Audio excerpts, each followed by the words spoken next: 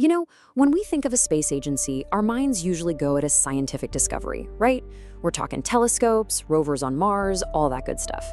But what if I told you that one of the world's most famously peaceful and, let's be honest, budget-conscious space agencies has quietly become the backbone of a major nation's military power? Well, that's exactly what we're talking about today. This is the incredible story of ISRO, the Indian Space Research Organization. Okay, to really get this, let's start with the money, because the numbers tell a wild story. Look at this. You've got NASA with a budget of over $25 billion. China's CNSA is estimated at around $14 billion. And then way down the list, you find ISRO with just $1.6 billion. We're talking a tiny fraction of what its peers are spending. And that leads us to the big question, right? How on earth did an agency with that kind of budget build one of the most sophisticated military space programs in the world? The answer isn't just about being thrifty. It's a story of absolute necessity, brilliant strategy, and one single pivotal event that completely changed the game. And that event, well, it was a brutal wake-up call. To really understand ISRO's military transformation, we have to rewind the clock to a conflict that laid bare a massive national vulnerability and forced India to carve a whole new path for itself in space. So it's 1999, during the Kargil conflict high up in the Himalayas. The Indian military is in a tough fight, trying to push intruders out of these high-altitude posts. They desperately needed precise location data to target enemy positions, so they asked the US for access to their higher accuracy military GPS signal. The answer was no. And in that moment, it became painfully, dangerously clear that depending on other countries for critical military data was a gamble they could never afford to take again. Yeah, this wasn't just some tactical headache. It was a full-blown strategic crisis. That experience created the absolute non-negotiable need for a sovereign, Indian-controlled navigation system, what would eventually become NavIC. The mission was crystal clear: never again be blind on your own turf. So, driven by this new reality, India started on a quiet but incredibly determined mission to build its own arsenal in orbit. But here's the thing. This was never about trying to match the massive budgets of other space powers. It was about outthinking them with a very unique philosophy.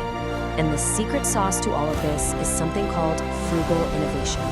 Now, this isn't just a fancy way of saying doing things cheaply.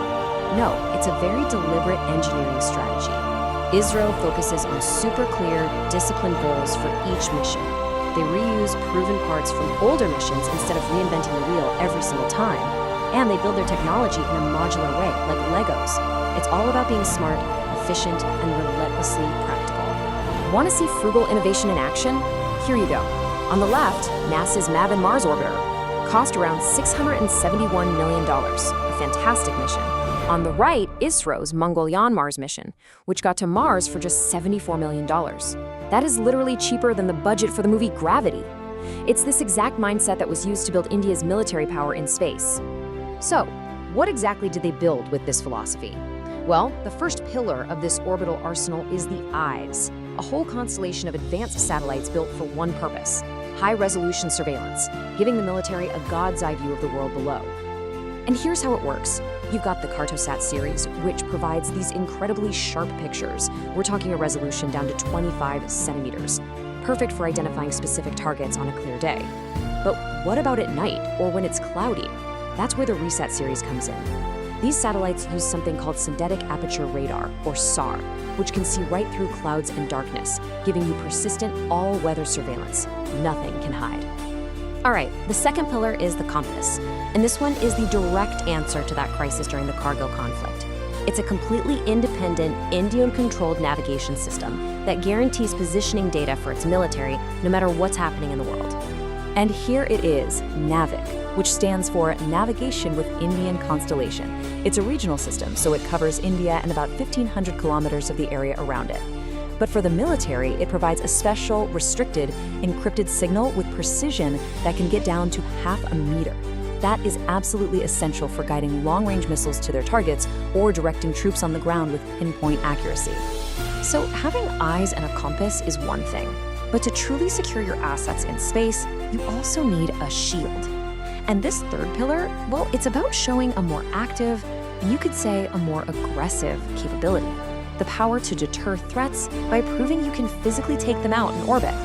And that capability was put on dramatic display in 2019 with Mission Shakti, an anti-satellite or ASAT test. An interceptor missile was launched, its heat-seeking sensor locked onto a target satellite orbiting 283 kilometers up. And then, bam, a kinetic kill. That just means it destroyed the target by hitting it at a combined speed of almost 10 kilometers per second. The message to the world was loud and clear. India can defend its space assets. Okay, so you've got all these amazing individual pieces of technology, but how do you actually make them work together as a unified strategy? I mean, having the tools is great, but integrating them into a real military doctrine for this new domain of warfare, that's the next critical step. To do that, India created a whole new institutional framework. You have the Defense Space Agency, or DSA, which is a joint command that actually operates the satellites for military use. Then there's its research wing, the DSRA, which is busy developing the next generation of space warfare tech. And on top of that, you have projects like Netra, which is basically an early warning system to keep an eye on everything from space junk to potentially hostile satellites. And that protection is getting a lot more active. You see, as space becomes more crowded and contested, India is developing what you could basically call bodyguard satellites. Think of them as highly maneuverable little spacecraft, whose job is to fly alongside high-value assets like big communication or spy satellites and actively defend them from any threats. So why is all this real-time satellite data so ridiculously important? Well, it boils down to a core military concept called the OODA loop. It stands for Observe, Orient, Decide, and Act. It's the basic cycle of how you make decisions in a conflict. The faster you can complete that loop, the quicker you can see what's happening, understand it, make a decision, and act on it, the bigger your advantage. And satellite data is the ultimate key to shrinking that loop. And that brings us to this number, 52. India recently greenlit a project to launch 52 new surveillance satellites. And their main job is to shrink that OODA loop by making sure any spot on Earth can be revisited by a satellite at least every 6 hours. That gives military commanders a near constant view of the battlefield. And this is where that frugal innovation idea really scales up. Building a constellation that big is only really possible because of the cost-effective modular approach ISRO has perfected. So what's on the horizon? Well, India isn't just stopping with what it has now. The ambition here is to achieve true dominance on the ultimate strategic high ground, and the plans stretch decades into the future. Just take a look at this roadmap. By 2028, the plan is to launch the first piece of an Indian space station. The full station is scheduled for completion by 2035, which gives India its own permanent human presence in orbit. And the big one, a crewed landing on the moon by 2040. Now, these aren't just cool science projects. They're about building the deep space capabilities you need for true long-term strategic autonomy. And of course, there's a huge economic side to all of this too. Right now, India has about 2 to 3% of the global space economy. The goal is to grow that to 10% within the next decade. That growth will come from launching satellites for other countries and from a booming private space industry, creating a cycle where innovation and funding feed each other. And really, this quote just sums the whole strategy up perfectly. It's not just about defense anymore. The core belief driving all of this is that achieving dominance in space and the intelligence advantage that comes with it is the single most important factor in India's journey to becoming a global superpower. Which leaves us with one last, really interesting question to think about. As space becomes the next great frontier of competition and maybe even conflict, what's going to define success? Is it going to be the nations with the biggest checkbooks, the ones who can just throw billions of dollars at a problem? Or will the future actually belong to the agile, the efficient, the ones who master the art of frugal innovation? Something to chew on.